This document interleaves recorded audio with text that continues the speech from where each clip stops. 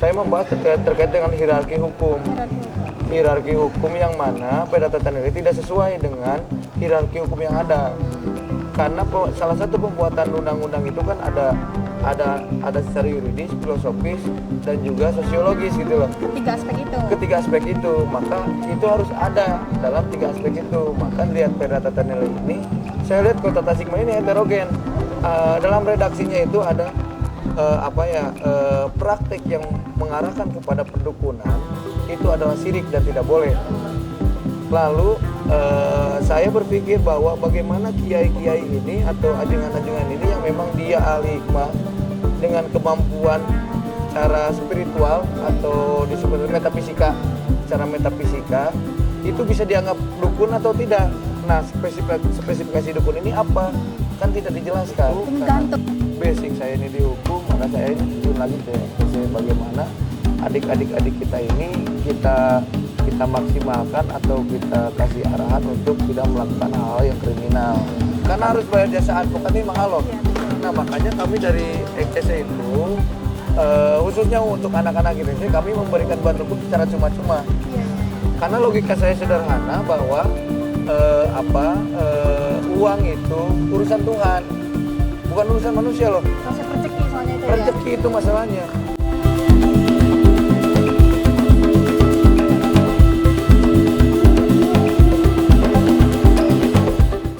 Halo Sobat Ruang Tengah, kali ini kita akan berbincang langsung dengan seorang pakar hukum yang ada di Tasikmalaya terkait masalah-masalah yang menjadi polemik saat ini di masyarakat. Dan saat ini sudah ada praktisi hukum, Kang Hafid. Halo Kang, apa kabar? Apa kabar Pak?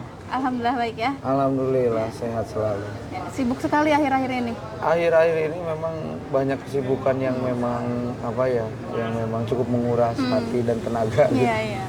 Kira banyak keramaian yang banyak keramaian gaduh, ya? Dan banyak perkara yang memang harus diselesaikan gitu. Karena kan kita berdiri sendiri dan sebagainya gitu. Oke. Nah, sebelum kita bahas lebih jauh ya Kang terkait hari itu, aku penasaran dulu nih terkait Kang Hafid ini mengawali terjun di dunia organisasi kepemudaan itu gimana Kang? Awalnya itu ketika kalau ngomongin organisasi ya ada legal, ada non ilegal. Pertama saya mengalami organisasi itu di 2007, saya masuk bukan geng sih, kelompok motor lah. Kelompok motor EKC waktu itu. Ya ngikut-ngikut lah. Karena tren-trennya waktu zaman kita kan tren-trennya anak-anak gaul itu kan masuk kelompok motor keren gitu, keren kan itu. Di mata orang tuh kelompok motor ini keren. Terus cewek-cewek itu pada ngegandungin ke kelompok motor kan gitu ya. Iya benar. Itu kalau dulu itu kan. Tapi kan udah hanya dengan sekarang ya. Nah, awal dari situ 2007 beres SMA saya mencoba untuk menghijrahkan diri karena ada guru ngaji saya termasuk senior sampai hari ini saya selalu minta pendapat ke beliau untuk masuk dalam satu organisasi yaitu dulu Ibnu langsung ke PMII. Nah waktu itu itulah yang merubah mindset hidup saya ketika saya ke urak-urakan nat ya. Iya.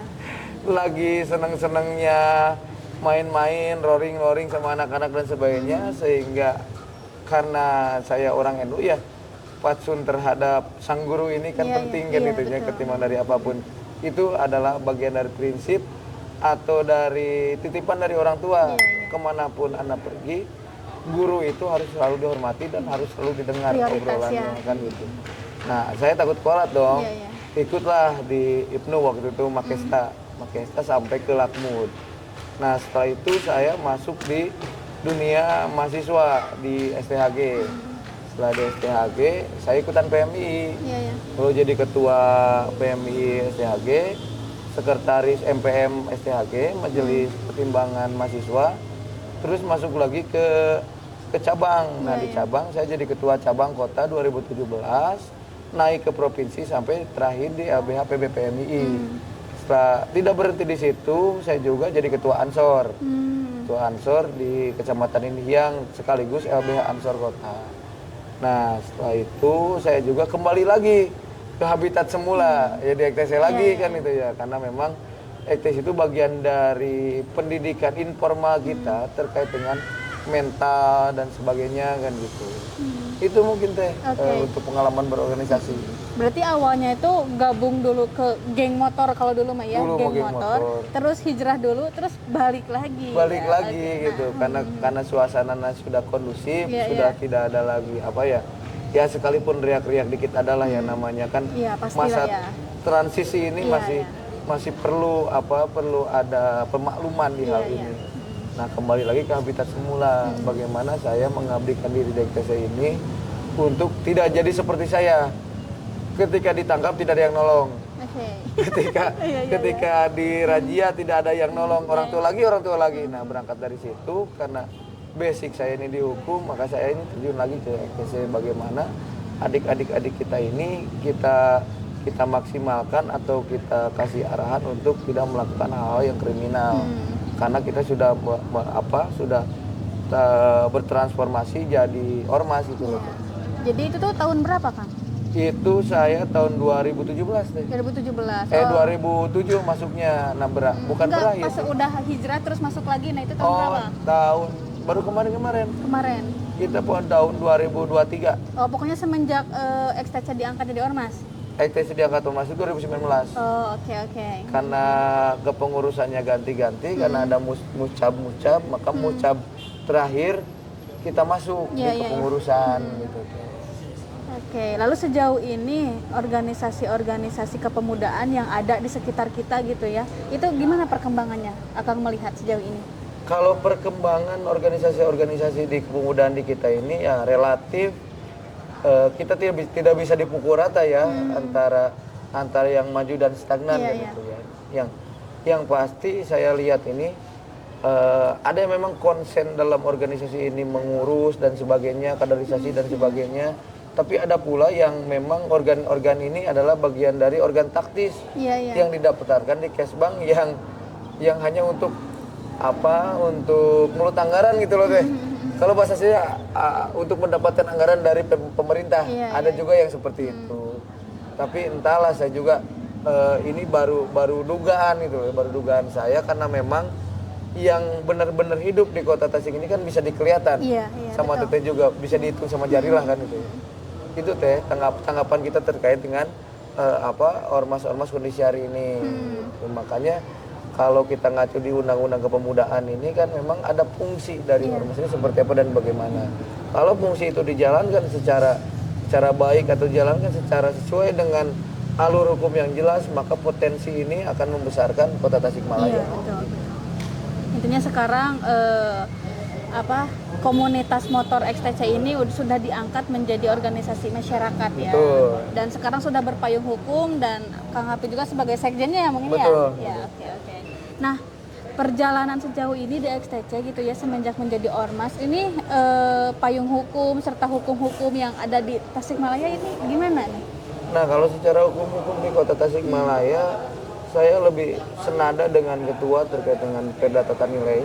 Oke. Karena waktu zaman saya jadi mahasiswa pernah saya mengkritisi perda tata nilai itu di gedung dewan. Saya membahas terkait dengan hierarki hukum. Hierarki hukum yang mana perda tata nilai tidak sesuai dengan hierarki hukum yang ada. Karena salah satu pembuatan undang-undang itu kan ada secara yuridis, filosofis, dan juga sosiologis gitu loh. Ketiga aspek itu. Maka itu harus ada dalam tiga aspek itu. Maka lihat perda tata nilai ini, saya lihat kota Tasikmalaya ini heterogen. Kan gitu. Konghucunya ada, Islamnya ada, Kristennya ada dan sebagainya. Sekalipun namanya perda tata nilai, tapi isinya ini bagian yang menjadi persoalan saya dalam perda tata nilai ini ada salah satu poin yang memang bagi saya ini disorot sampai sekarang. Apa ya? Disorotnya ini dalam redaksinya itu ada praktek yang mengarahkan kepada perdukunan itu adalah syirik dan tidak boleh. Lalu saya berpikir bahwa bagaimana kiai-kiai ini atau ajengan-ajengan ini yang memang dia ahli hikmah dengan kemampuan secara spiritual atau disebut metafisika, secara metafisika itu bisa dianggap dukun atau tidak. Nah, spesifikasi dukun ini apa? Kan tidak dijelaskan. Itu ngegantung ya. Ngegantung.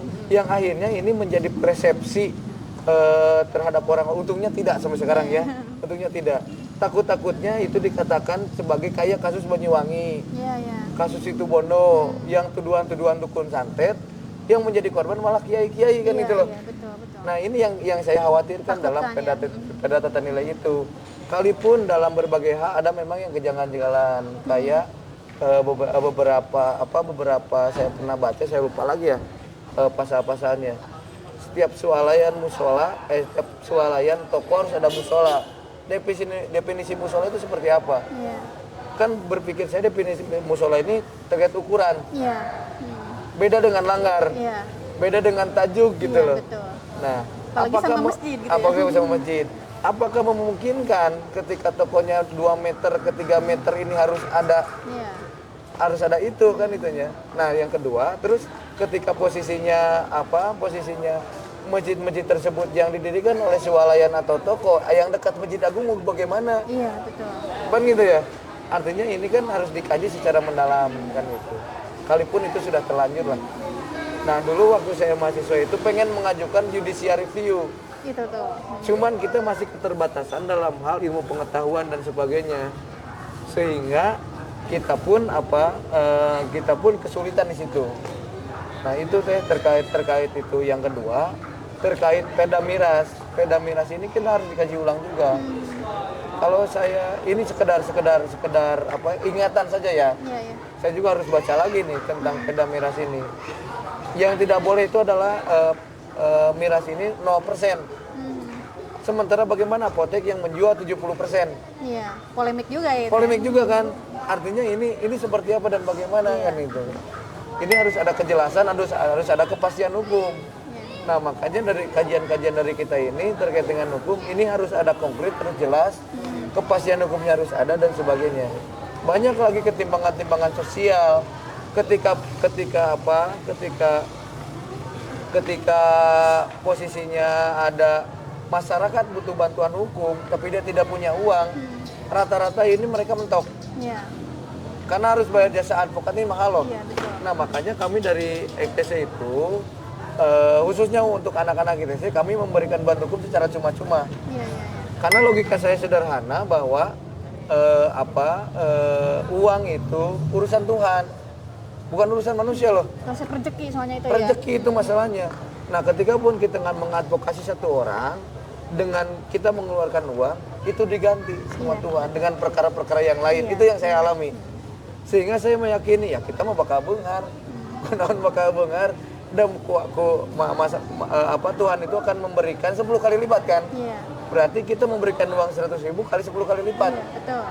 Apa mungkin nanti dikumpulkan dulu sama Tuhan untuk memberikan ke kita secara langsung atau dicicil, gak tahu kan? Soalnya kalkulator Tuhan sama manusia itu kan berbeda. Berbeda Gitu. Iya. itu. Nah, makanya yang jadi saya optimis menangani kasus tanpa dibayar pun gak jadi soal. Iya, iya. Karena itu adalah investasi saya di akhirat. Betul. Kan gitu. Ibadah lah. Secara ibadah, secara pribadi kita kurang mampu ya, kurang mampu karena ukuran kesempurnaan itu adalah ukuran Tuhan, bukan ukuran kita kan. Yang akhirnya ibadah sosial ini penting. Iya. Gitu, pengawalan kasus, advokasi, apalagi kader yang didiskriminasi atau kader yang diperlakukan sewenang-wenang, maka kita hadir di situ gitu. Wah, menarik Nah, nih. ini hikmah dari kenapa saya deteksi hikmahnya di situ. Penguatan mental dan sebagainya itu sudah diasah di jalan. Iya, iya. Gitu teh. Oke.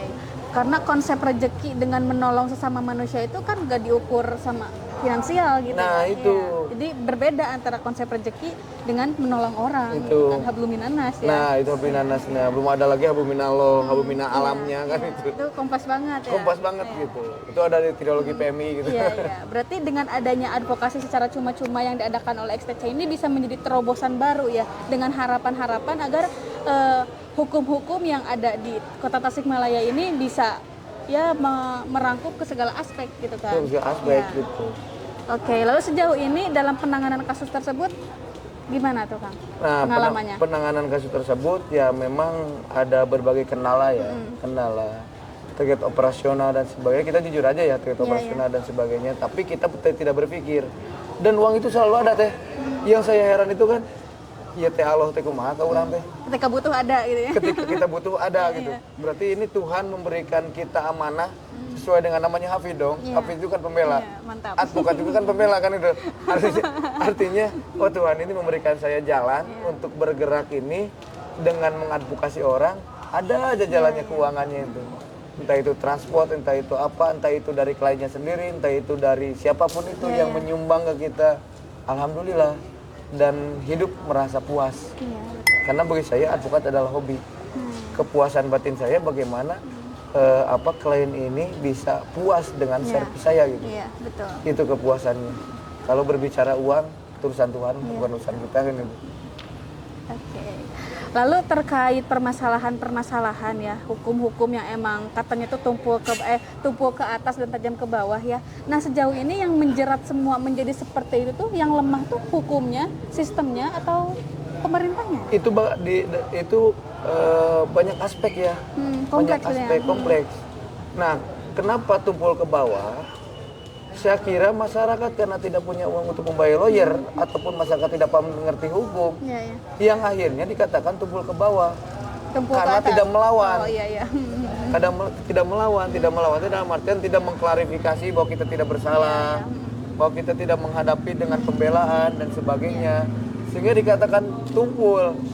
Kan gitu, tumpul ke bawah. Ada juga yang memang ini bagian dari nuansa politis misalkan. Ada juga dari nuansa nepotis.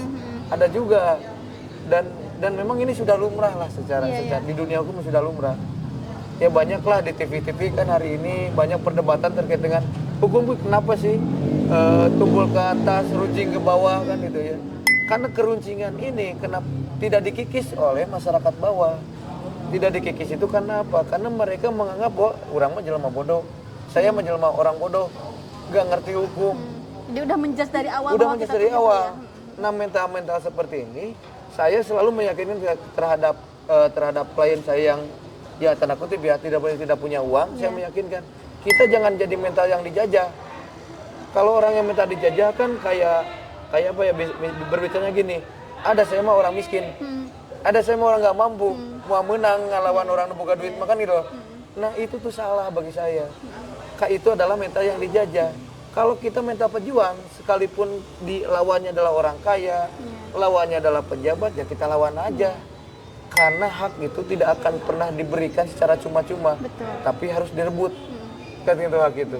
Karena berbicaranya ketika kita ngobrolin soal hukum, kita harus melawan.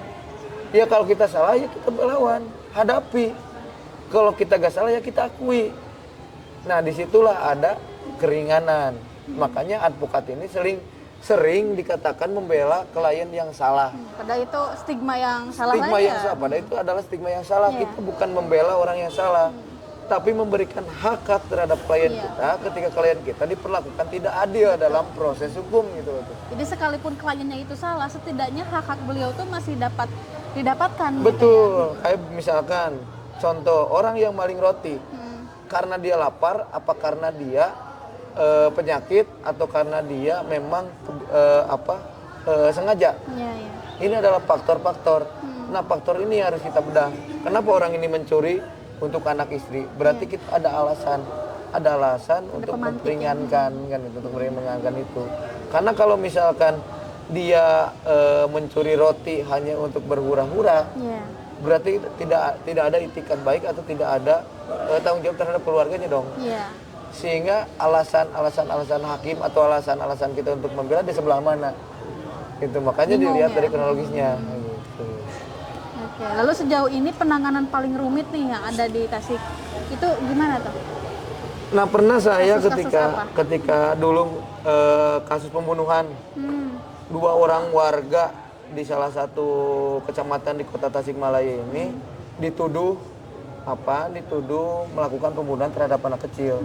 Pembunuhan berencana gitu? Nggak berencana, tapi ketika anak kecil ini gimik-gimikan motor gini di jalan, lalu ada warga yang nyegat itu loh teh. Nyegat terus dipukul. Setelah dipukul, dia tetap masih gini-gini terus jatuh. Sendiri itu pelakunya? Berdua jatuh. Yang satu tukang galon, yang satu tukang angkot.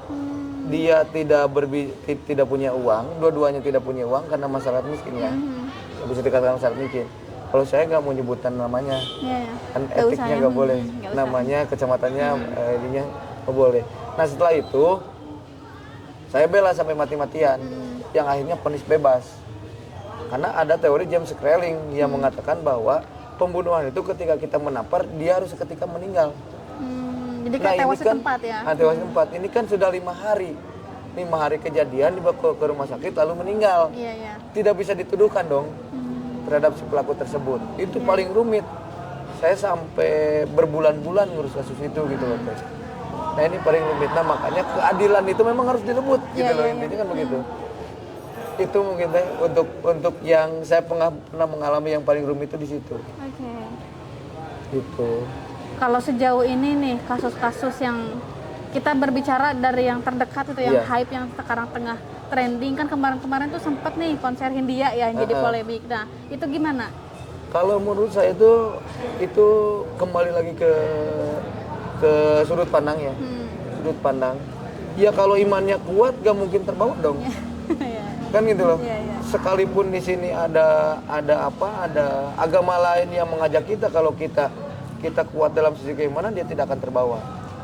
Artinya simbol-simbol terus lilik ragu dan sebagainya itu hanya mengungkapkan rasa kekecewaan, mengungkapkan rasa kebencian dan sebagainya, dan itu masih saya kira itu adalah hal lumrah. Iya, iya. Orang-orang seni kan orang-orang yang bebas. Bagi saya ya, Iya, iya. perspektif orang sini adalah orang-orang yang bebas. Dia mengekspresikan diri sebebas apapun, kalipun dia itu dengan unik gitu loh. Dengan menampilkan patung, dengan lirik yang cukup yang cukup fenomenal gitu. Iya, iya. Kalau malah saya dulu ketika zaman SMA, kantong saya pentagram loh. Karena saya senang dengan Burger Kill, terus senang dengan Manjasat gitu waktu zaman-zaman SMA lagi rame-ramenya gitu. Yang akhirnya dulu makan bebas. Ada konser Burger Kill dan sebagainya. Nah, setelah adanya Perda Tata Nilai ini, karena memang ini sudah baku, Iya, iya. mau tidak mau harus ikut aturan dong. Ikut Nah, aturan. udah disahkan juga kan ya. Iya, walau sekalipun disahkan juga, itu kan alternatif Iya, gitu, iya. alternatif. Oke boleh, tapi jangan bawa ini kan Iya. gitu. Itu alternatif. Karena melihat dari pertimbangan. Nah, kalau dalam hukum kan lihat situasi dan kondisi kan Iya. gitu. Situasi dan kondisinya seperti apa? Lalu apakah ini bisa diterapkan nggak? Kan gitu loh. Iya. Nah, ini dianalisir gitu, dianalisir ini yang bisa, ini yang tidak. Iya, iya. Sehingga ini menjadi bijak gitu. Saya kira kepolisian ini bijak karena situasinya ini banyak yang memprotes, situasinya banyak yang pro dalam netizen, yang akhirnya ada satu kebijakan yang memang menguntungkan kedua belah pihak. Ya kalau misalkan fans clubnya Hindia itu rame, otomatis di sini juga bakal rame. Iya. Yang akhirnya tidak kondusif. Kericuhan ya. Kalau saya kebijakan, kalau saya menganggapnya itu bagus karena langkah preventif dari kepolisian ini bisa mengkondusifkan masyarakat agar tidak terjadi clash atau ada terjadi perseteruan, Chaos ya. chaos gitu. Yang akhirnya ini menjadi kondusif di Kota Tasikmalaya. Oke. Lalu kedepannya terkait praktik-praktik ya konser yang bertentangan seperti itu kan itu ada hukum perdata terkait tata nilainya ya. Iya. Nah itu gimana kedepannya dong? Nah, Melihat dari kacamata hukum. Nah, kedepannya dari kacamata hukum itu harus dilihat aspeknya, aspek hukumnya, unsur-unsurnya dan sebagainya. Ini masuk nggak dalam kategori unsur pasal dalam Perda? Iya, iya. Kan itu. Itu yang akan membedah tentunya bukan saya dong, Iya, iya. tapi yang membedah itu kan dari Pemkot. Kewenangan ya. Kewenangannya Pemkot. Kita hanya bisa memberikan masukan atau tanggapan. Iya. Nah, kalau unsur-unsurnya sudah memenuhi dalam unsur Perda tersebut, itu bisa diberhentikan kan itunya, diberhentikan atau misalkan ada alternatif lain gitu. Alternatif misalkan kemarin alternatifnya Iya. oke lanjut tapi ini tidak Iya. ada alternatif lain, itu tergantung kewenangan mereka. Kalaupun itu bakal berdampak pada hukum lagi. Iya. Secara perdata Hindia bisa mengajukan perdata dong. Iya, sebetulnya ya. Sebetulnya karena ada kerugian di Iya. situ. Yang tadinya harus konser mengeluarkan uang banyak, Haknya lalu terganggu, ya. tiba-tiba dia tidak bisa konser. Iya. Akhirnya kan perbuatan melawan hukum ini sudah masuk Iya. unsur kan itu. Nah, ini bisa saja terjadi seperti itu. Nah, ini yang harus bijak-bijaknya itu di sini. Ya alhamdulillah karena memang ini komunikasinya lancar, baik dan sebagainya sehingga Tasik kondusif. Oke, alhamdulillah ya. Gitu. Oke, semoga apapun hal yang terjadi dalam polemik-polemik hukum yang ada di Pemkot ini ya tidak terjadi sampai ke kekisruhan yang berarti ya Pak. Nah itu.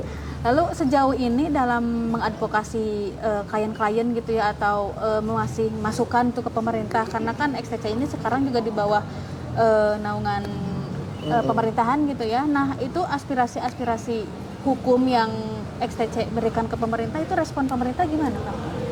Respon pemerintah itu agak cukup baik ya. Tapi tergantung pemerintahnya yang mana. Nah, kalau yang sekarang ini kita bahasnya sekarang. Pemerintah yang mana, terus dinasnya yang mana kan itu ya. Kalau urusan yang tidak baik ya perlu saya ungkap lah ya. Perlu saya ungkap. Tapi sejauh ini komunikasi kita lancar dengan kepolisian lancar, dengan pihak militer lancar, dengan Pemkot lancar. Yang akhirnya kelancaran ini kita ngasih masukan-masukan, termasuk aspirasi saya ya, karena saya kan di KPAD juga ya, Komisi Perlindungan Anak. Nah yang menjadi persoalan itu di Kota Tasikmalaya itu sempat kan kemarin mencuat ada kasus tentang dugaan tindak pidana pelecehan TPKS di salah satu kampus. Nah yang jadi persoalan apakah ada Komnas Perempuan di Kota Tasikmalaya? Kan itu ya. Harusnya itu kan jadi pemantiknya, harusnya jadi pemantik. Dengan adanya itu dengan ya? adanya case itu kan. Nah, yang akhirnya mereka kebingungan mau kemana. Memang ada dinas perlindungan perempuan dan anak, UPTD-nya ya.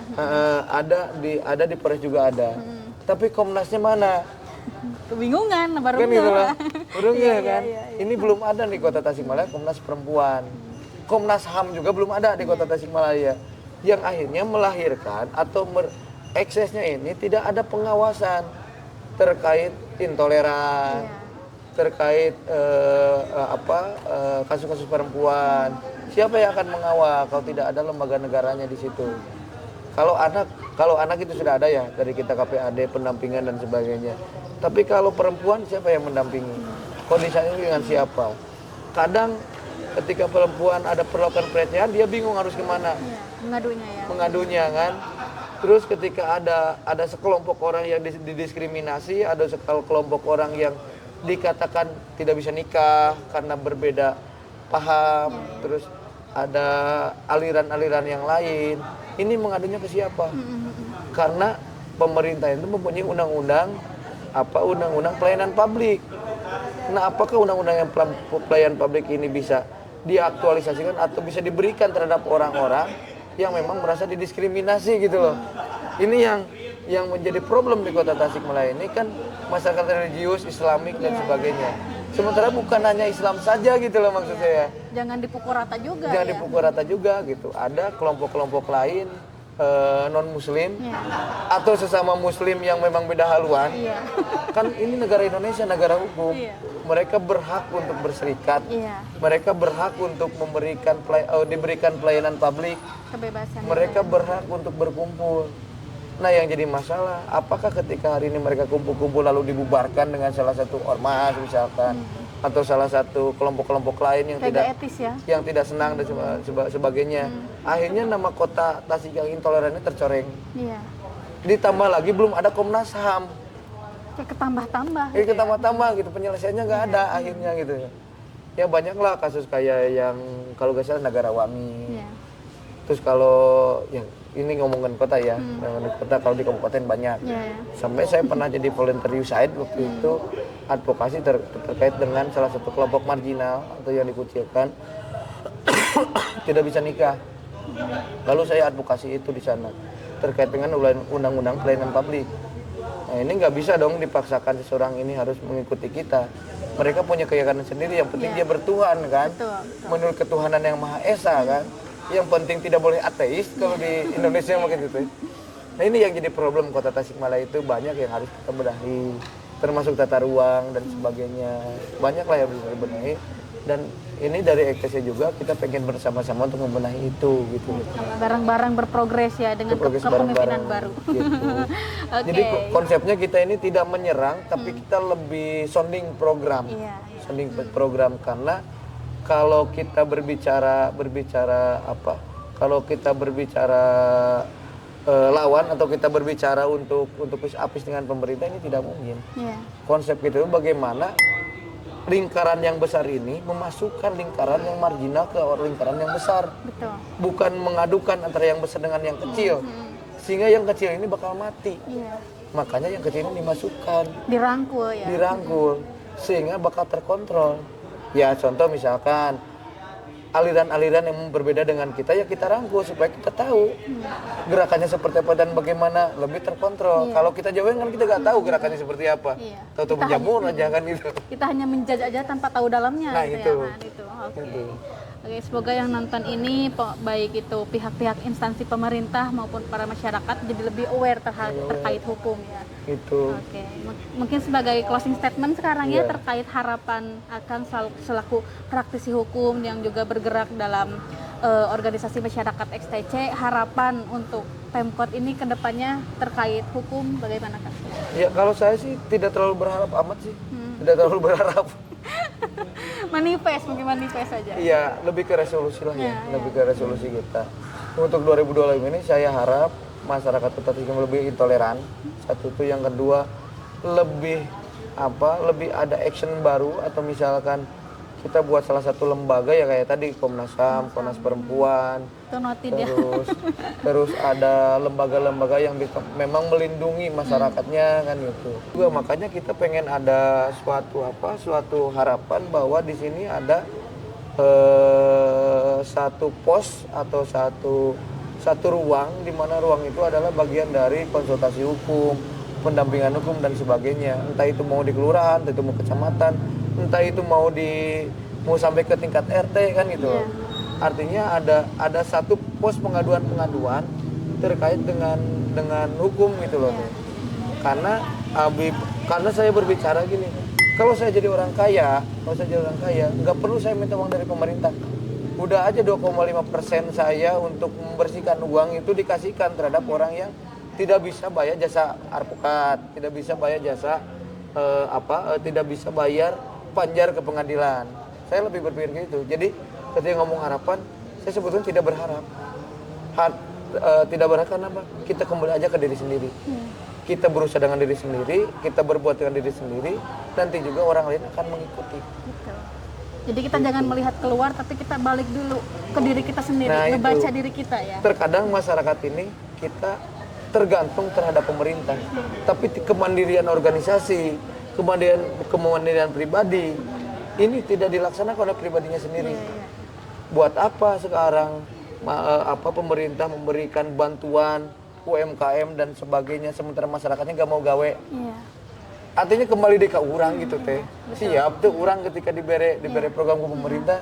Jadi bukan hanya sistem yang menjerat, tapi kita juga selaku Kita juga. masyarakat itu harus melek dan merasa gimana ya, jangan ngerasa diri kita ini kecil, kita Nah, punya itu. hak gitu yang harus kita usahakan. Nah, yang jadi persoalan itu di kita ini pesimistisnya lebih kuat. Iya. Pesimis. Orang mah udah tuh bisa. Saya mah gak bisa. Saya mah gak tahu. Saya mah orang bodoh. Nah, itu adalah blok mental. Kalau ilmu psikologi itu blok mental yang menghalangi kita terhadap kesuksesan. Gitu. Yang akhirnya kita terpuruk sendiri. Iya, itu bahaya banget ya. Bahaya, Walaupun begitu. awalnya dari mindset, justru hal-hal besar juga datangnya itu dari mindset. Nah, ya kan? itu. Iya. Makanya dari mindset itu. Maka mindset ini harus kita arahkan kepada mindset yang maju. Iya, betul. Itu maka dari sini kan jadi kreativiti gitu. Kreativiti itu kita mengandung kreativitas supaya kita bisa berkreatif untuk bekerja, untuk melakukan ibadah sosial kan gitu. Berinovasi tanpa batas ya.